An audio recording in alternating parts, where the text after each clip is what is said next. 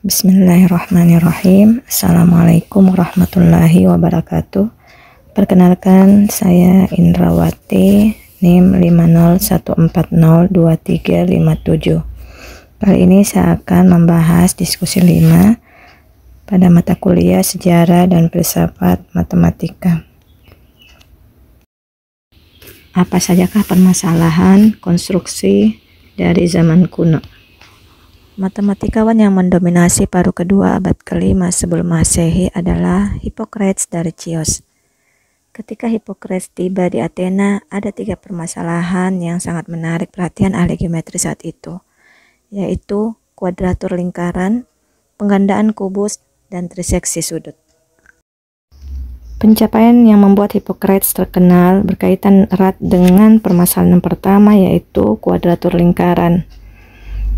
Permasalahan ini biasanya disebut mempersegikan lingkaran, di mana muncul pertanyaan, apakah mungkin membuat sebuah bujur sangkar atau persegi yang luasnya sama persis dengan luas sebuah lingkaran tertentu, di mana hanya menggunakan jangka dan penggaris tak berskala saja. Secara matematis, kita ketahui bahwa luas lingkaran itu sama dengan pi r kuadrat, dan luas persegi itu sama dengan S kuadrat. Maka agar luasnya sama, S kuadrat sama dengan PR kuadrat, berarti S itu sama dengan R akar pi. Artinya untuk menyelesaikan kuadratur lingkaran, kita harus bisa mengkonstruksi akar pi. Nah, masalahnya di mana? Ternyata pi adalah bilangan transendental. Ini telah dibuktikan pada tahun 1882 oleh Lindemann. Artinya, pi tidak dapat dihasilkan dari operasi aljabar biasa dan tidak bisa dikonstruksi dengan menggunakan penggaris dan jangka saja. Permasalahan konstruksi lainnya yang terkenal dan menarik perhatian para ahli geometri pada masa itu adalah penggandaan kubus. Dengan kata lain, mencari panjang rusuk dari sebuah kubus yang memiliki volume 2 kali dari volume kubus yang diketahui. Ada cerita menarik dari permasalahan ini.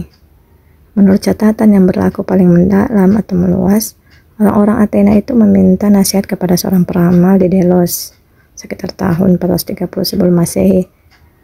Karena pada saat itu mereka sedang dilanda wabah hebat yang bahkan menyebabkan kematian pimpinan mereka, yaitu Perikles. Nah, seorang peramal dari Delos ini memberikan jawaban bahwa altar Apollo yang ada itu harus diperbesar 2 kali lipat dari ukuran aslinya, di mana altar tersebut berbentuk kubus. Maka permasalahannya adalah menggandakan ukuran kubus tersebut.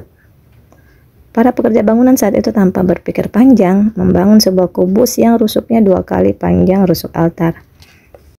Permasalahan ini sering juga disebut sebagai permasalahan Delos. Permasalahan yang ketiga adalah masalah triseksi sudut.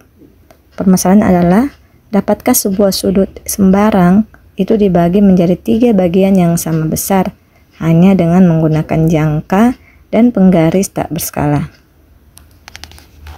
Meski Hippocrates mengajukan 2 dari 3 permasalahan konstruksi yang terkenal, dia tidak membuat perkembangan dalam masalah triseksi sudut.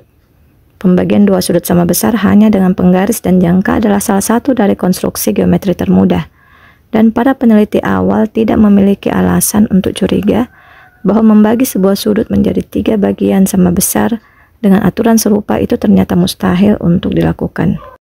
Selama 2000 tahun, para matematikawan dalam kesia-siaan mencari triseksi dari sebarang sudut.